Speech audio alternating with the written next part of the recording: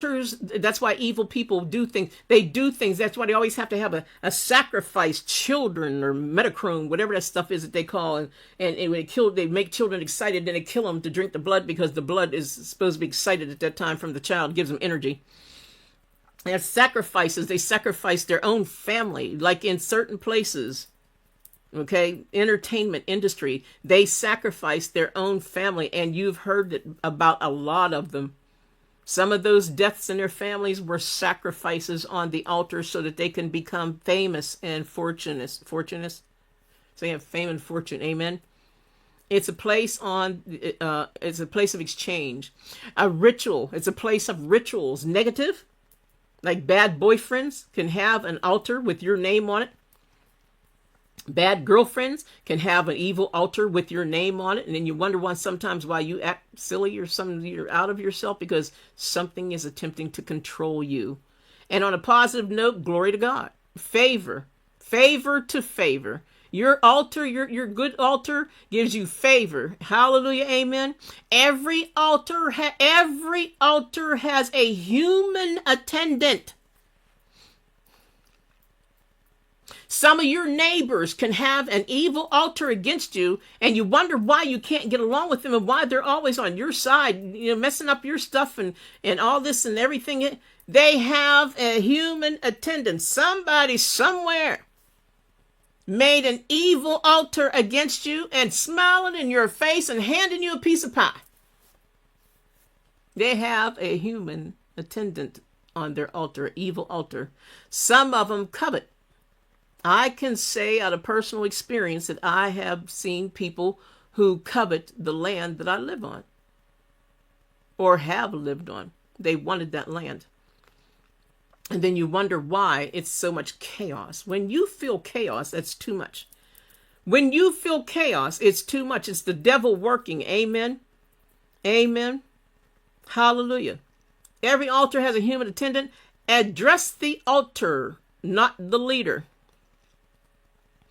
Address the altar of God, not the leader. In some places, church, address the altar in Jesus' name. It gives you energy.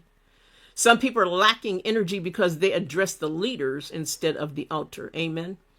Take it seriously. You can destroy the altar that gives your enemies the power to think and work against you, just like Elijah did. Elijah got 450 priests' heads cut off over an altar. How much more will you do? How much more can you do? Amen. The evil priests of, what's her name? Jezebel. Elijah got 450 priests' head cut off. Amen. Altars are not demonic when you pray over them and you dedicate them to the Lord. The devil is a copycat. Altars are spiritual. Now, write this down. I got a couple I want you to write down. 1 Samuel 1:11. Mobile altar where God's glory was. Dagon loved abortion. And Molech did too.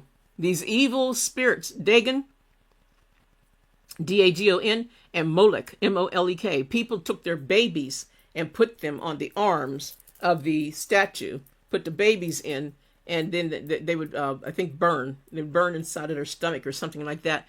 And this is what's going on all around the world, especially in America. We have to stop abortion. We are killing leaders. You don't know who you are aborting. And what's happening is bad things are happening in some people's lives because they need to go to the altar. They need to go to the courtroom of heaven and ask God to forgive them of getting rid of those babies. Bloodshed. Get it? There are people right now, women who had abortions, and they don't realize that was the blood needed on that evil altar. And they're wondering why their lives aren't turning out the way they want it to.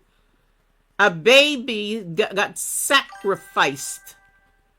Abortions are not just getting rid of the baby so they can still have fun because I'm young and I look good and I am not ready for a baby yet. That's not what it is. You're sacrificing blood on the altar. Amen. We bypass our own flesh at the altar. We're supposed to bypass our own flesh at the altar just like Jesus did. Amen. He told his father, he said, if you take his cup away from me, he said, but then again, not my will, but thy will be done, Father. Amen. Hallelujah. And lastly, the altar of Melchizedek. Start studying up on him. He came to Abraham in the beginning of the Bible. He came to Abraham. Amen. And Abraham tithed to him. First time tithe was ever mentioned. Abraham tithed to him. He went from Abram to Abraham. Read up on where Melchizedek came from. He came from the altar of God. He came from the throne of God. And I'm telling you this, the altar of Melchizedek is located in the Father's throne. You are a priest after the order of Melchizedek, in Jesus' name, covered by Jesus' blood. And Melchizedek's altar is located in the Father's throne. Check out Hebrews 13, 10 to 12. In fact, I think I have a minute to go there. Let me try to go there. Hebrews 13, 10 to 12.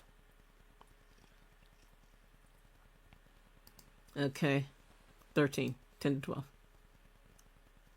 There we go. I'll start with 8. Jesus Christ, the same yesterday and today and forever. Be not carried about with diverse, different, and strange doctrines. This is a good doctrine, y'all. For it is a good thing that the heart be established with grace, not with meats, which have not profited them that have been occupied therein. Watch this, verse 2. Hebrews 13:10. We have an altar whereof they have no right to eat, which serve the tabernacle, for the bodies of those beasts whose blood is brought up to the sanctuary by high priest for sin burnt within the camp. Wherefore Jesus, that he might sanctify the people with his own blood, suffered without the gate. Let us go forth therefore unto him without the camp, bearing his reproach. For we have no continuing city, but we seek one to come. Amen. And that is talking about your altar. Hallelujah. And there's one that even says after the order. Let me see if I can look this up real quick. How's my timing? Oh, okay. After the order of Melchizedek. Can't spell y'all. In the whole Bible. Yeah, I want to. Okay. Order.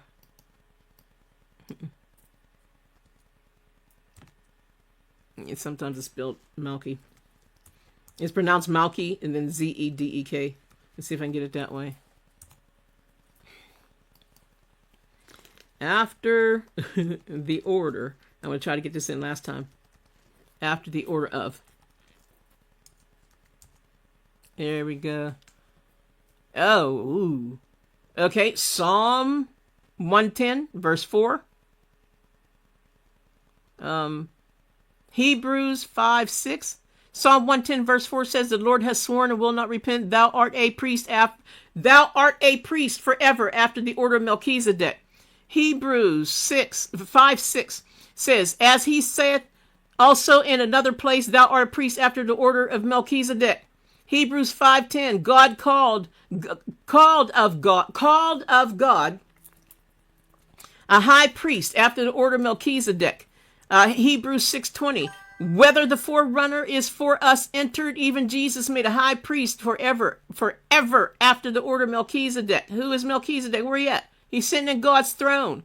And it's in Hebrews 7:11. If therefore perfection were by the Levitical priesthood, for under it people received the law, what further need was there that another priest should rise up after the order of Melchizedek and not be called after the order of Aaron? Okay, so the order that you are in, the order of Melchizedek, is better than Aaron, Moses' brother. Amen. Hebrews 7:17, for he testifieth, thou art a priest forever after the order of Melchizedek. And then Hebrews 7:21, for those priests were made without an oath, but with an oath by him that said unto him, the Lord swear and will not repent. Thou art a priest after the order of Melchizedek. Amen. You are of the order of Melchizedek, my friends. Amen. Are you saved? Amen. Hallelujah. Are you saved? God bless you. God bless you. If you haven't accepted Jesus Christ as your Savior, all you have to do right now is just say, Jesus, forgive me of my sins. I believe you died on a cross and rose 3 days later, giving us victory over sin, hell, and death. I thank you for what you did for me, Jesus, and I accept you as my Savior. I need you in my life. Teach me. Teach me. Hallelujah. Show me. Guide me and lead me, Jesus. I accept you as my Savior, and thank you so much. In your holy name, amen and amen. And if you did that, hallelujah, angels are celebrating. Hallelujah. They're celebrating your new life in Christ. Amen. Hallelujah. They are celebrating and they love the fact that you just accepted Jesus Christ as your Savior. Hallelujah. Find a Bible believing, tongue talking church. Amen. That will allow you to use your gifts that God has given you. Don't get high-minded. Pay attention to the pastor and ask first before you try to do things. Be mindly. Amen. Hallelujah. And God has just blessed you. Thank you for watching this. Amen. The Lord bless you and keep you. The Lord make his face to shine upon you and be gracious unto you. The Lord give you his countenance, and may the Lord give you peace. But he also says, okay, that pray for the peace of Jerusalem. Amen. Pray for the peace of his, and there's a reason, because when Jesus comes back, that's where he's going to rule. Amen. Hallelujah. All right. Hallelujah. Thank you. God bless you and have a beautiful day. Oh, and Memorial Day is tomorrow. Have a wonderful Memorial Day. Be careful. Okay, everybody, enjoy yourself. Hallelujah. And remember why we're having Memorial Day. Amen. So, Reverend Essie signing off. To God be the glory for the things he has done. Thanks for listening. And don't forget to hit thumbs up. God bless you.